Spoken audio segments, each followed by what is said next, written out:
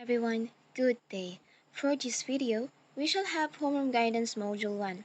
But first, don't forget to subscribe, like, and share. Once again, our video is on Homeroom Guidance Quarter 1 Module 1 entitled Decoding the Secrets of Better Study Habits. We have introductory message in this module. For the learner, as a responsible learner, it is of utmost importance that you check on your study habits.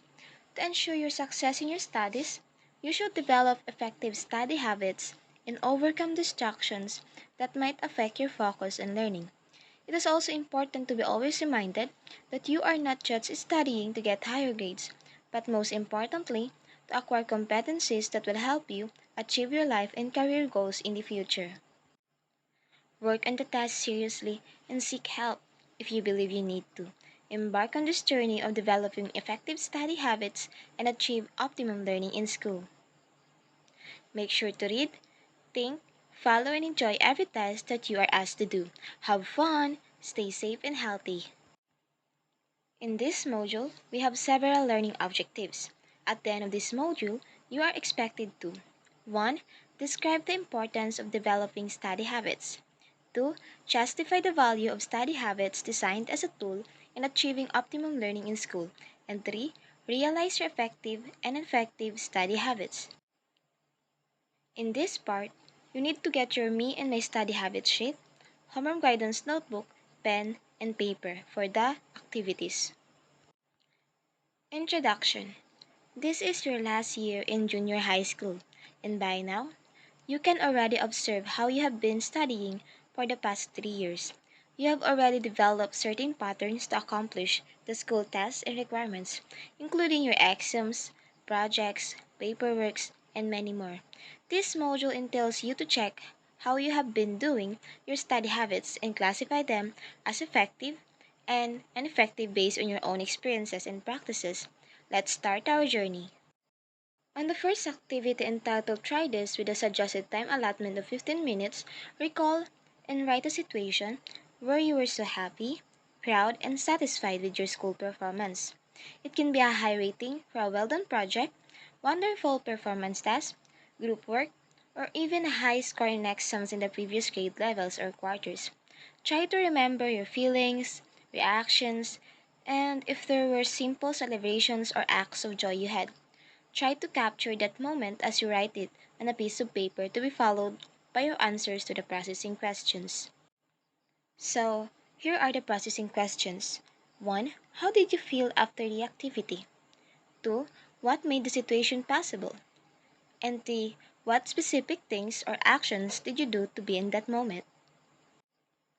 So let's proceed to our second activity entitled Let's Explore This, with a suggested time allotment of 30 minutes. Now, let us have another activity to help you further discover the importance of having a good study habits or methods. Our activity is entitled Me and My Study Habits. There are ups and downs in a student's life. There are times that you get your desired grades, and there are times that you feel you're not making it. In the past 9 or 10 years of schooling, try to reflect and write your personal study habits, classify them as effective and ineffective based on your experiences. Make 2 columns on your piece of paper for your answers like the one shown at the side. Write also your answers to the processing questions after. So here are the processing questions. 1. What were your considerations in classifying your study habits? 2. Do you still have those ineffective study habits with you today? And 3. How do you intend to improve your effective study habits and overcome the ineffective ones? So let's identify the different faulty study habits. Number 1. Studying for the sake of doing it. If you cannot see the goal of studying, it will only become bored and repetitive.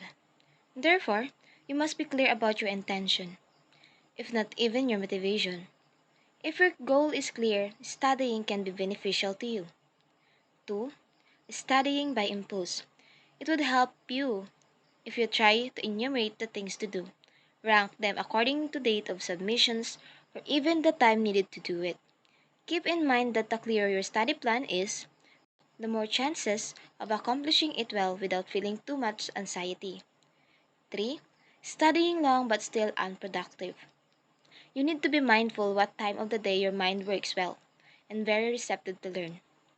Try to notice yourself when you are at your best reviewing and in doing your project, among other activities, while also considering the other things like physical setup, deadlines, and health condition. 4. Organizing all requirements and tasks before you start doing them. As a junior high school learner, you have a lot of subjects to take. Naturally, your teachers will give you assignments, projects, paperworks, exams, and many more. If you let those things pile up, you are creating a gigantic opponent that will soon knock you out. Once the tests are given to you, include them in your calendar as part of your schedule on a particular day. 5. Dismissing things that you don't understand. The truth of the matter is, it's either they just want to end the lesson and do something else, or they totally get the lessons. However, there are times that test scores say otherwise, because you miss that opportunity to clarify or unlock your difficulty. It resulted in a failing score. You have to be particular on the things that you don't understand in the lesson, and have the initiative to deal it with your teacher during or even after classes. 6. Having random notes and confusing learning space. Delegating a certain folder or notebook for each subject will make you segregate and organize the lessons well. It is also important to take notes of the modules or learning kits as you read. Your notes will help you remember the good points you may need during examinations. Without notes, you will need to reread and review the entire modules before the test. 7. Having a crunch time for the exams the next day. You might have experience trying to absorb all the lessons for a long test or even important performance test the next day.